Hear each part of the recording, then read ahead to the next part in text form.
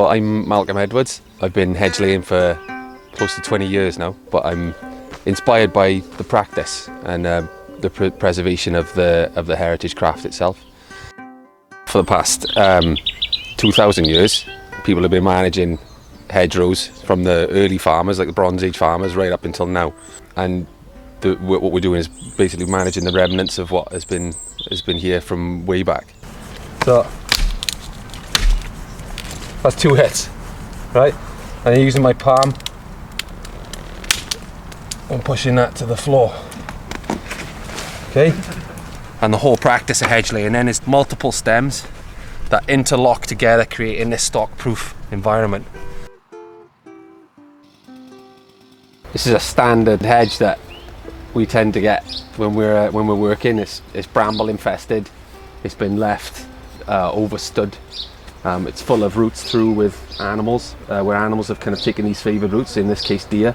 Sections of it have been managed in the past with a tractor, and it's basically been left to become what's called overstood. So this is a combination of hazel, this beech, this sycamore, there's a few bits of oak.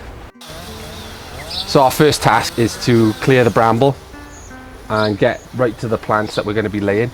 We need to be able to see exactly what's in there so we can cherry pick the decent material to lay. I've been using this saw to clear away a lot of the scrub from underneath, and the chain that's on it is quite blunt, but that's an old chain that I've put on specifically to do all of this scrub clearance, because I'm wading into bramble and there's the possibility of me hitting fencing wire. You don't really want to put your best chain on when you're doing this kind of work to clear out. We also need to untangle all of the vertical stems that we're going to keep, so that we can then have access to lay them with an axe or with a chainsaw, depending. A task initially to clear all of the bramble away, so we can then have a good idea of what to keep and what to harvest out to make some stakes for the style that we're going to do on this hedge.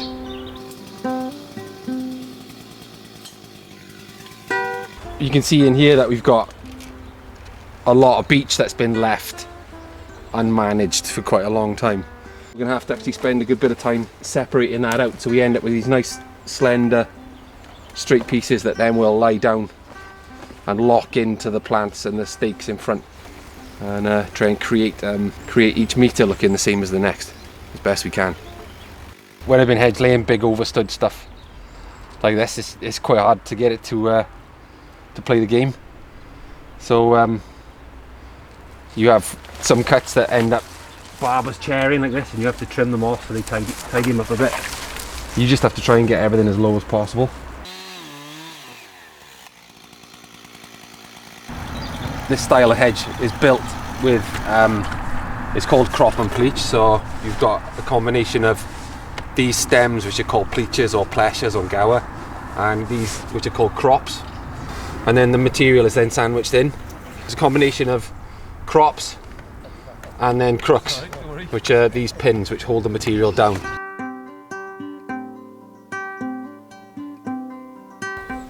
This is a Llandilo billhook, or a pattern based on the Llandilo style. So the Llandilo style is slightly longer than other patterns in Britain, in that it's got a longer handle, so it gives you more reach when it comes to getting across the hedge. It also has this knock, which means you can push thorns without having to handle them too much.